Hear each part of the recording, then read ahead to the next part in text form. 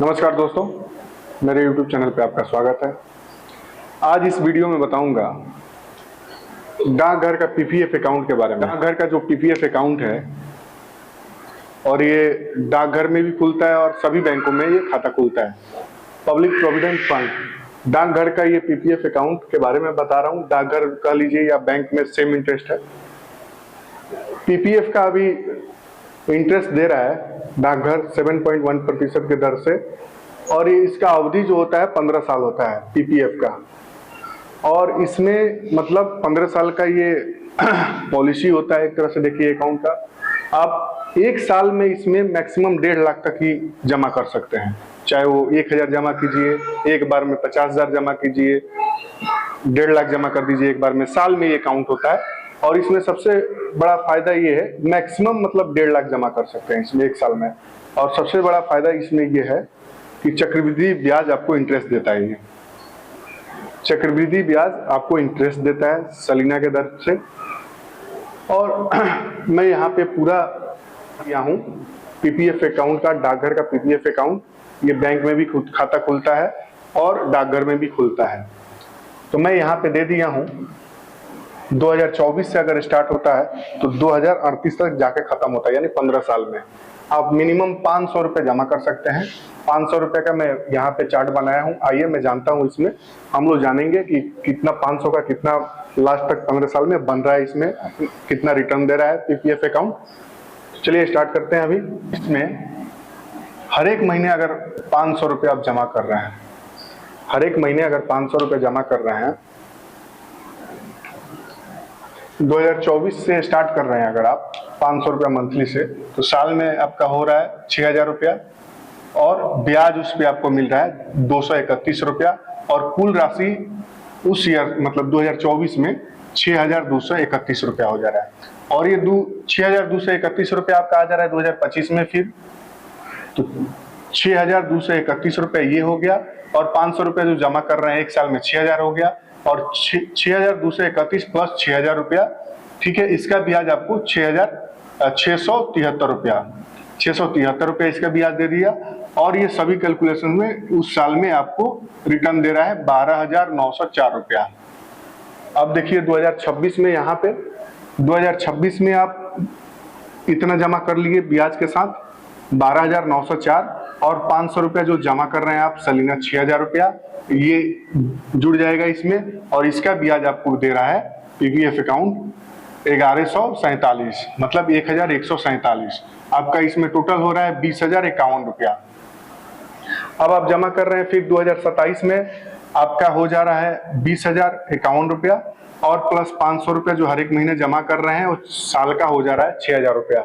6000 plus 20,051 रुपया, इसका ब्याज दे रहा है 1654 रुपया। और ये टोटल आपका उस साल तक हो जा रहा है आपका 27,705 रुपया। फिर 2028 में आप आ जा रहे हैं, 5वां साल में आपका हो जा रहा है 27,705 रुपया, और प्लस उस साल में 500 रुपया जमा कर रहे हैं तो 6000 साल का जमा हुआ, तो 27,705 प्लस 6000 का ब्याज 2198 रुपया हो रहा है।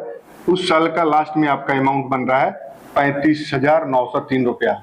फिर 35,903 रुपया आपका आ जा रहा है छठे साल में 2029 में, और 500 रुपया आपका हर एक महीना जो जमा हो रहा है वो 6000 प्लस 35,903 रुपया, इसका ब्याज दे रहा है आपको 2780 रुपया। पीपीएफ अकाउंट 2780 रुपया दे रहा है, और उस साल में आपका हो जा रहा है 44,683 रुपया। अब फिर आइए 2030 में, 2030 में आपका अमाउंट बन रहा है 44,683 रुपया, प्लस 5,500 रुपया जमा कर रहे हैं एक साल में 6000 रुपया हो जा रहा है। 6000 रुपया प्लस 44,683 रुपया, उसका ब्याज दे रहा है 3403 रुपया, और आपका अमाउंट हो जा रहा है 54,086 रुपया। 2031 में आपका अमाउंट आ जा रहा है 54,086 रुपया। 500 रुपया जो जमा कर रहे हैं हर एक महीना 6000 रुपया हो रहा है एक साल का। 6000 प्लस 54,086 रुपया, आपका ब्याज दे रहा है इतना 4,071 रुपया, और आपका अमाउंट बन रहा है 64,157 रुपया। 2032 में आपका 64,157 रुपया स्टार्टिंग में हो रहा है, और प्लस 500 रुपया हर एक महीने जमा हो रहा है आपका एक साल में 6,000 रुपया। 64,157 रुपया प्लस 6,000 रुपया का ब्याज हो रहा है आपका 4,786 रुपया, और आपका टोटल अमाउंट हो रहा है उस साल तक 74,943 रुपया। फिर 2033 में आप 74,943 रुपया आपका हो रहा है, 500 रुपया हर एक महीने का आपका, 6,000 रुपया साल का हुआ, 6,000 रुपया साल का प्लस 74,943 रुपया आपका ब्याज उसमें दे रहा है 5552 यानी 5,552, 86,495 रुपया हो रहा है उस साल तक। 2034 में आप आ रहे हैं 46,495 रुपया आपका हो रहा है, 500 रुपये उसमें जमा कर रहे हैं एक साल तक, उस साल तक साल का 6,000 रुपया हो गया, 86,495 प्लस 6,000 रुपया का ब्याज हो गया आपका 6,372 रुपया। आपका टोटल अमाउंट 98,867 रुपया हो रहा है। अब फिर आ जाइए 2035 में आप 98,867 मतलब 1 2 3 4 5 6 7 8 9 10 11 12वें साल में 98,867 रुपया हो रहा है। 500 रुपये के हिसाब से एक साल का 6,000 रुपया जमा कर रहे हैं उस साल में, 6,000 प्लस 98,867 का ब्याज आपको दे रहा है 7,250 रुपया, और आपका अमाउंट बन रहा है 1,12,117 रुपया। 13वें साल पे आपका यानी 2026 में आपका हो रहा है 1,12,117 रुपया प्लस 500 जमा कर रहे हैं हर एक महीने, उसमें साल का 6,000 रुपया हो रहा है। 6,000 प्लस 1,12,117 रुपया आपका ब्याज दे रहा है 8,191 रुपया। टोटल आपका उस साल तक हो जा रहा है 1,26,308 रुपया। 14वें साल में आपका यानी 2037 वर्ष में आपका आ रहा है 1,26,308 रुपया। 500 रुपया हर एक महीने जमा कर रहे हैं यानी एक साल का 6,000 रुपया जमा हो रहा है, तो 1,26,308 रुपया प्लस 6,000 रुपया इसका ब्याज हो रहा है 9,199 रुपया। आपका उस साल तक हो रहा है 1,41,507 रुपया। अब इसमें आइए लास्ट जो 15वें साल में आप जमा कर रहे हैं यानी 2038 में 1,41,507 रुपया, 500 रुपया हर एक महीने का यानी एक साल का 6,000 रुपया, तो 1,41,507 रुपया प्लस 6,000 रुपया इसका ब्याज दे दिया आपको 10,278 रुपया। आपका हो गया फाइनल अमाउंट 1,57,785।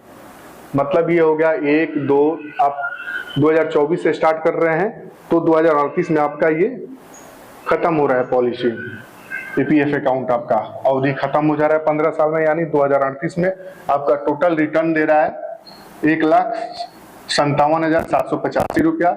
ये चक्रवृद्धि ब्याज जोड़ के आपको दे रहा है पीपीएफ अकाउंट।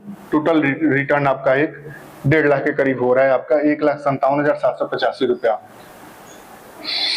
दर इसका परसेंटेज वो देता है 7.1% के दर से आपको ब्याज देगा।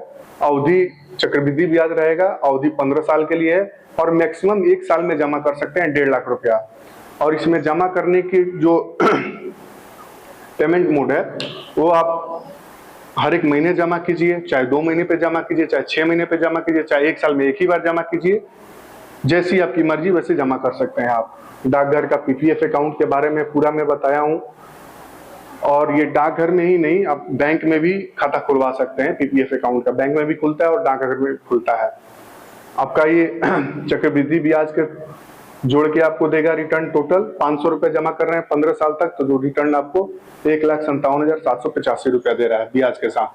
तो मेरा वीडियो अच्छा लगे तो मेरे चैनल को सब्सक्राइब कीजिएगा, लाइक कीजिएगा, क्योंकि मैं ऐसे वीडियो लाते रहता हूँ मेरे यूट्यूब चैनल पे। तो जरूर सब्सक्राइब कीजिएगा, लाइक कीजिएगा। धन्यवाद।